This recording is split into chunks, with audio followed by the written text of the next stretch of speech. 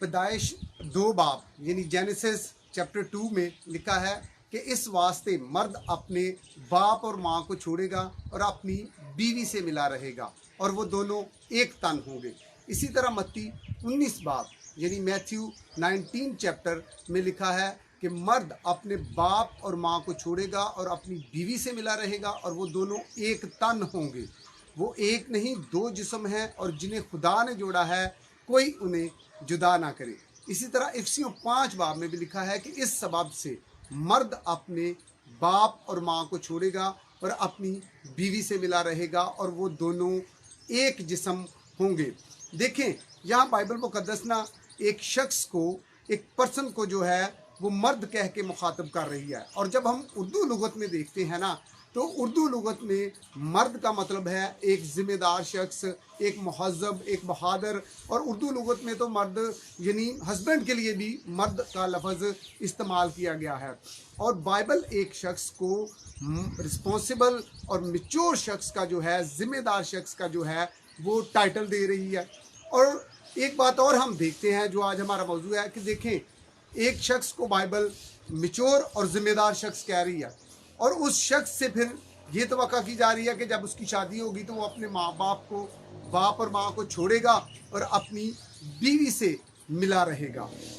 तो इस बात पे गौर करने से पहले ना हम ये देखते हैं कि माँ बाप की इज्जत के हवाले से बाइबल की तालीम क्या है, बाइबल इसके बारे में क्या कहती है। देखें 10 अहकाम जब दिए गए ना तो 10 अहकाम में एक हुक्म ये भी था कि तू अपने बाप और माँ की इज्जत करना ताकि तेरी उम्र दराज हो। और इफिसियों का मुसन्नफ पौलुस रसूल कहता है कि ये पहला एक हुक्म है जिसके साथ वादा भी है।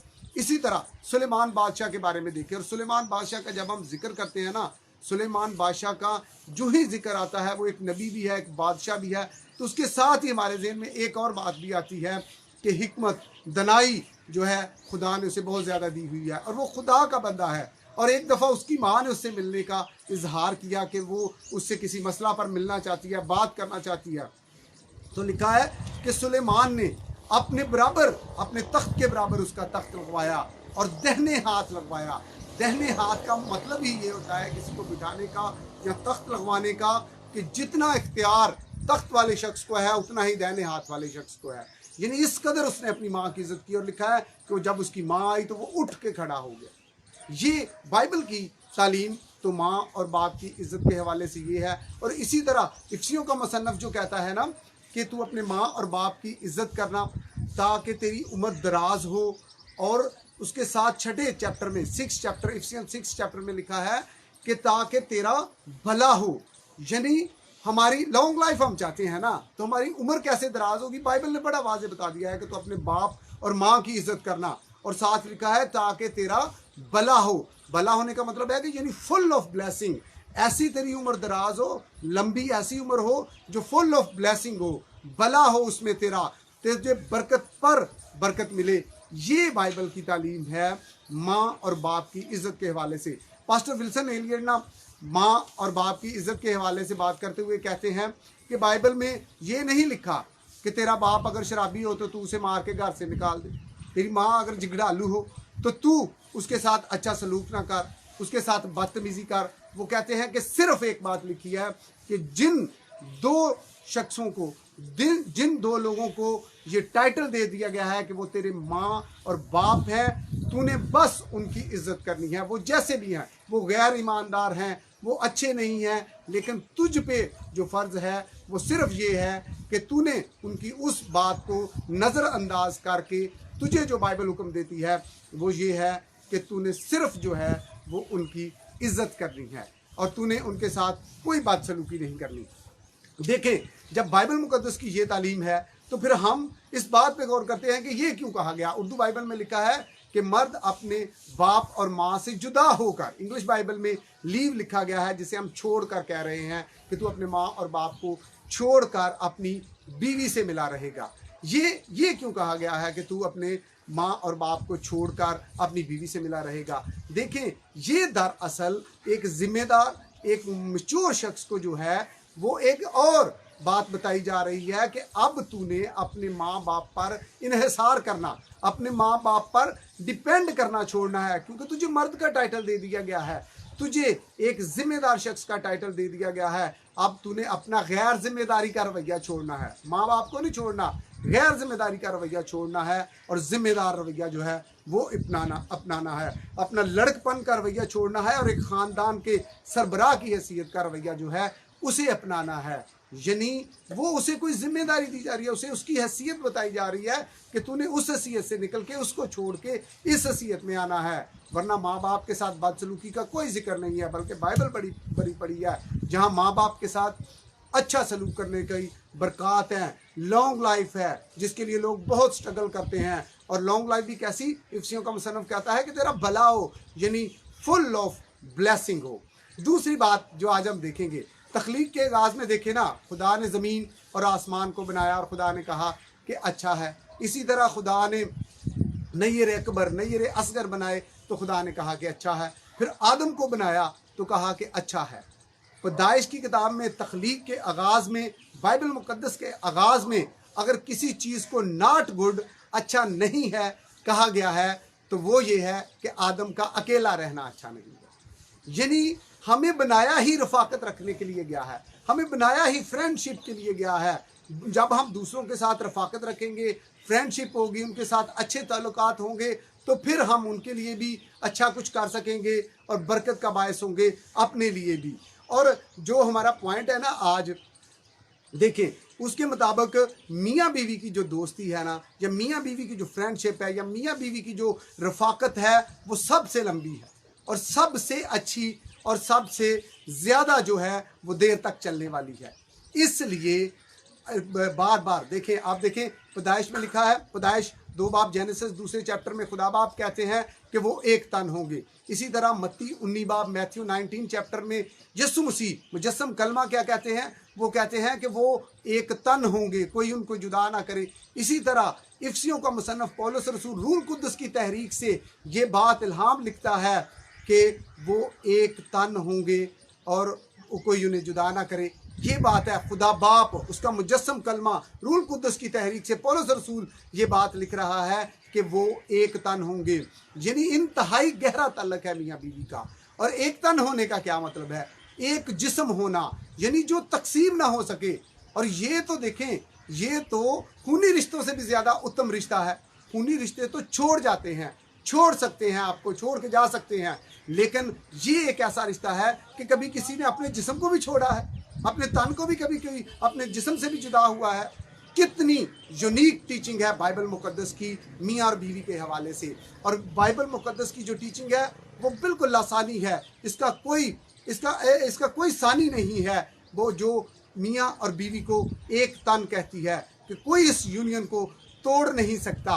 और देखें बाइबल मुक़द्दस बीवी के या खावंद के, हस्बैंड और वाइफ के अलग-अलग हकूक़ नहीं बताती, बल्कि वो तो कहती है कि जो एक तन है, जो कुछ आपने अपने लिए पसंद करना है वही कुछ उसके लिए पसंद करना है, जो जैसा ख्याल आपने अपना रखना है वैसा ही दूसरे साथी का रखना है, जैसी मोहब्बत आपने अपने जिस्म से करनी है वैसी ही आपने अपने दूसरे साथी से करनी है।